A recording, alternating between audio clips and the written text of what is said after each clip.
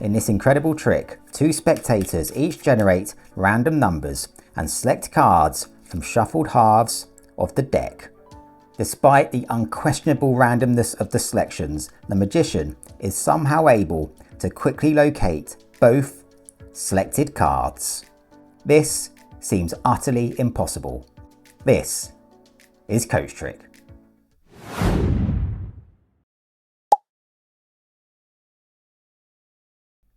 Welcome to another CoachTrick tutorial.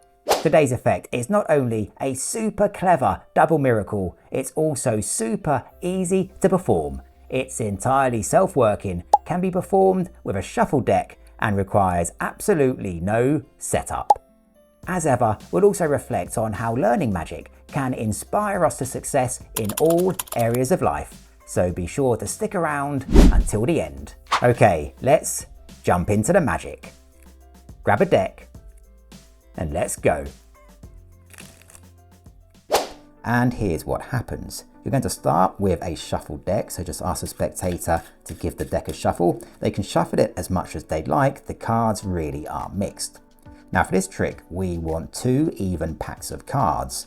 So ask the spectator just to count off 26 cards from the deck, 5, 26, and then to place the cards on the table into 2 even piles.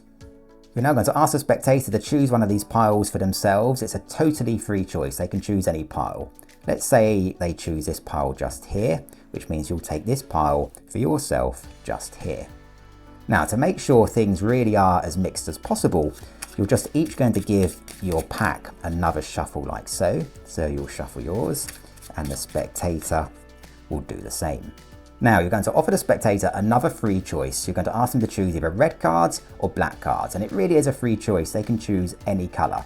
Let's say they choose red cards. You're now going to ask them to take their pack and to count the number of red cards they have in order to generate a random number.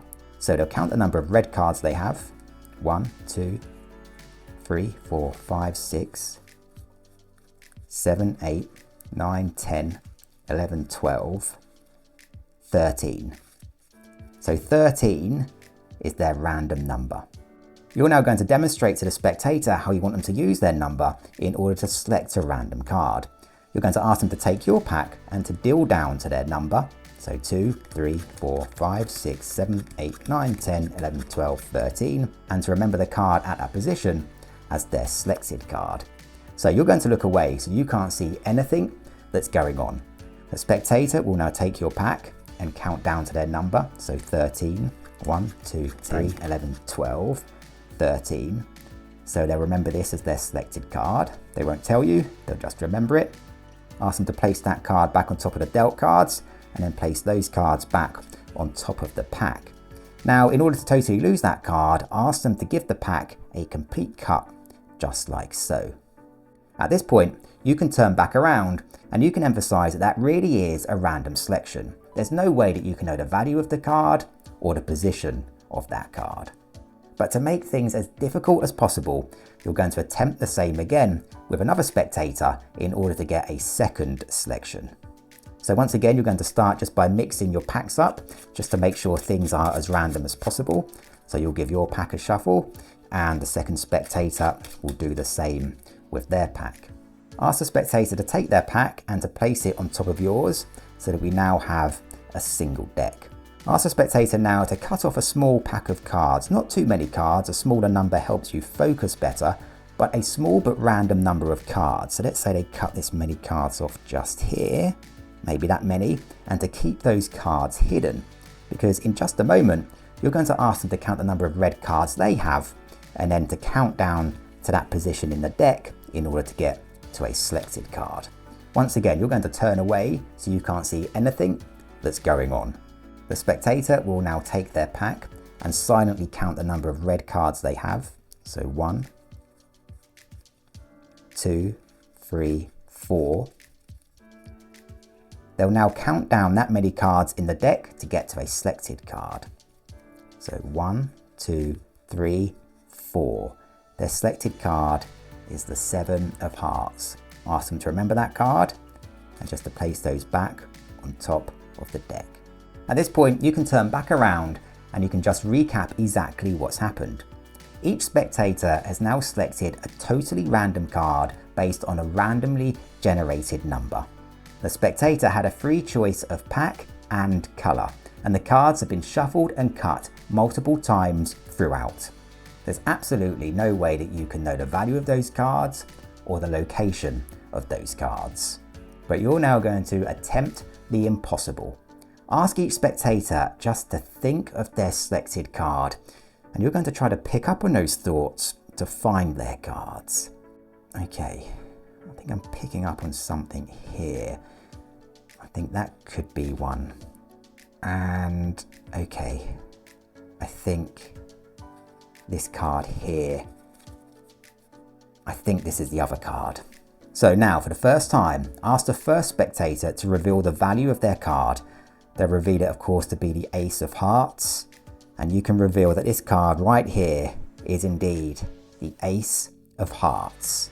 Now for the second spectator, ask them for the first time to reveal the value of their card. They will, of course, reveal it to be the Seven of Hearts, and you can reveal the miracle, the double miracle, that this card right here is indeed the Seven of Hearts. Okay, so now for the secret to this clever miracle, you really do start with a shuffled deck, and you're just going to ask the spectator to divide that into approximately 2 even packs. You can ask them to deal cards for this, or you can just ask them to cut the deck.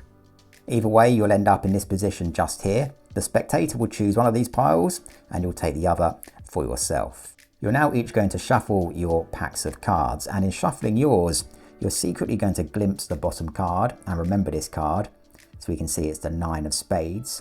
You'll then perform a simple overhand shuffle, and as you get towards the end of the cards, just deal them off individually so that you bring the 9 of spades to the top of the pack.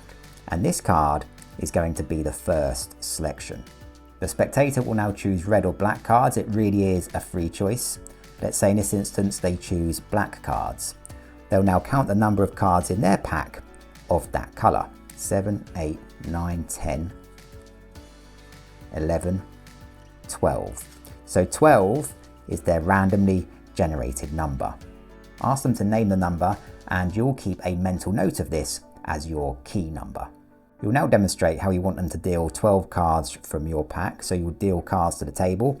Of course, the first card will be the 9 of spades. 1, 2, 3, 9, 10, 11, 12.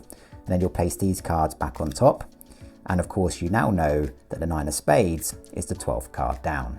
As you're looking away, the spectator will do the same. 1, 2, 11, 12. They'll take a look at their selected card and remember it. Of course, it's the 9 of spades. Replace those cards and then give the pack a cut to make sure that card is totally lost. For the second selection, you're both going to start by shuffling your packs again. And once again, you're going to glimpse the bottom card. So in this instance, we can see it's the Queen of Hearts. And once again, you're just going to simply shuffle that card to the top of your pack. Now remember the Queen of Hearts, because that is going to act as your key card. Ask the spectator now to place their pack on top of yours. The spectator will now cut a small random pack of cards from the top of the deck. They'll secretly count the number of black cards they have. Remember, that's the selected colour. So 1, 2, 3, 4. And then as you're looking away, they'll count down to the 4th card and remember that card. So 1, 2, 3, 4. So we can see their selected card will be the King of Diamonds, and then they'll replace those cards on the deck. You can now turn back around and attempt to locate both of the randomly selected cards. The first selection is of course straightforward. You already know it to be the 9 of spades, so you just need to look through the cards, find the first selection and remove that card. For the second selection, you just need to find the key card. So the key card was, remember, the Queen of Hearts. And then you're simply going to count the number of black cards above the key card. We're counting the black cards, remember, because in this instance, that was the selected colour. So 1, 2, 3, 4, 5, 6, 7, 8. That's 8 black cards above the key card.